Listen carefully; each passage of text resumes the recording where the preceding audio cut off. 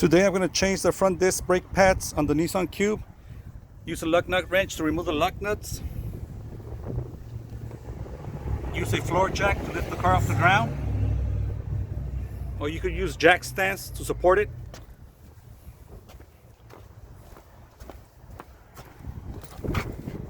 Also put wheel chokes on the back so the car won't roll down. Before you raise the car off the ground, remove the lug nuts with a 21mm lug nut wrench on both sides, on the passenger and driver side. Once you finish removing all the lug nuts and the two tires, you will need a ratchet with a 14mm socket. There's going to be a bolt on top over here. Remove that one, and there's another one, so there's two of them. There's another one in the bottom right here.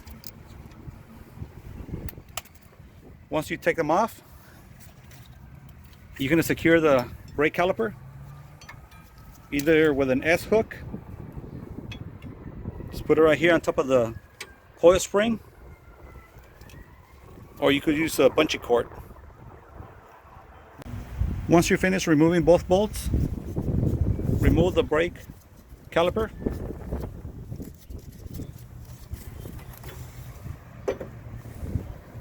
And hang it with the S hook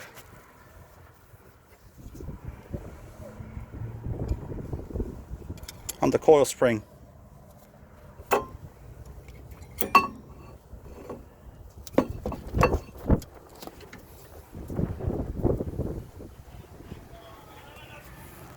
And then you can remove the brake pads.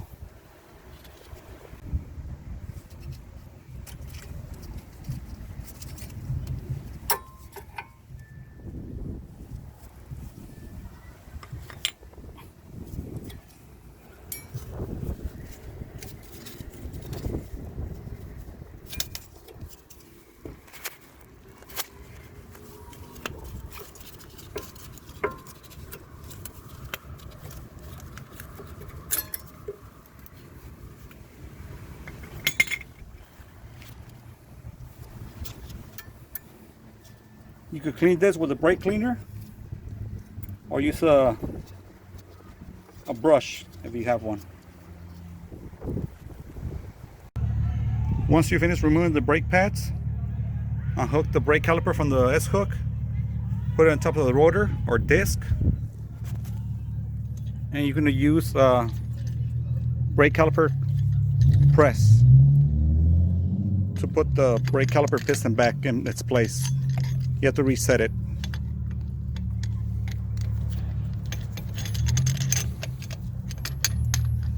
So you need to do is just get one of the old brake pads, put it against the brake caliper piston, put the brake caliper press, and just twist until it's flush all the way to the back.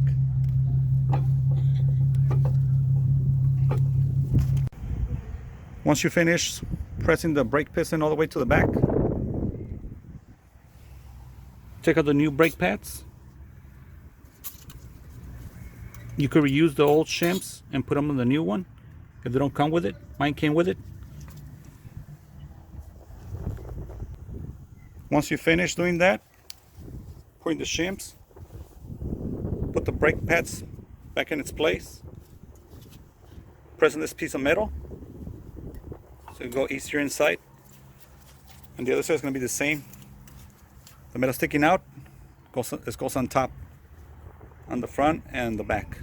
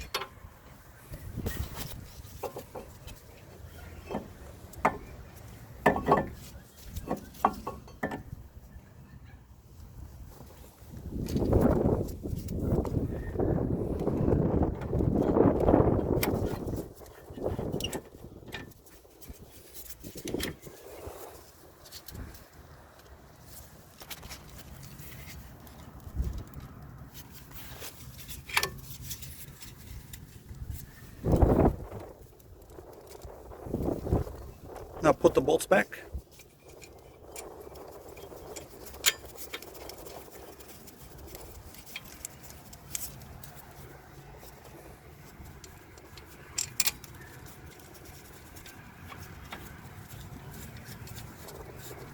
They have to be lined up, if not they won't go in.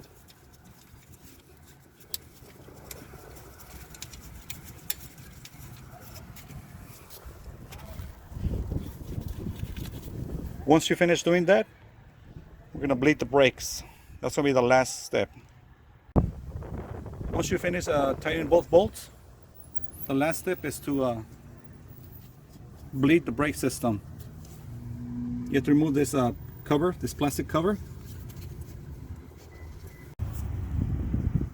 Once you finish removing the plastic cover for the brake bleeder, you will need a 10mm wrench to open the bleeder. Put a hose in the brake bleeder, because if you don't, it's going to be very messy. It's going to splash all over the place. Once you finish doing that, you need a second person to press on the brakes. I usually turn the car on, and make sure you put a .3 brake fluid on the reservoir right here. Make sure you never run out of brake fluid once you're bleeding the brakes, because if you do, you're gonna put air in the system. Use a small funnel to refill it again with the brake fluid.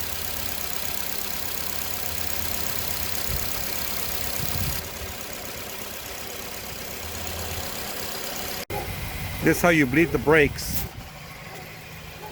You tell the person to pump the pedal, the brake pedal 4 times.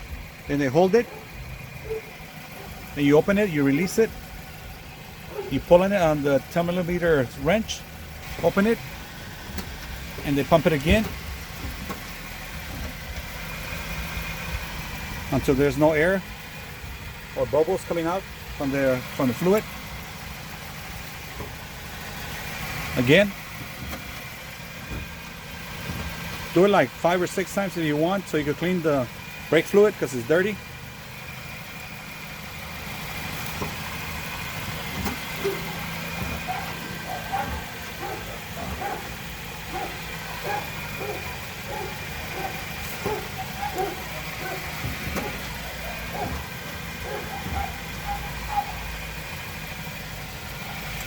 And that's how you bleed the brakes.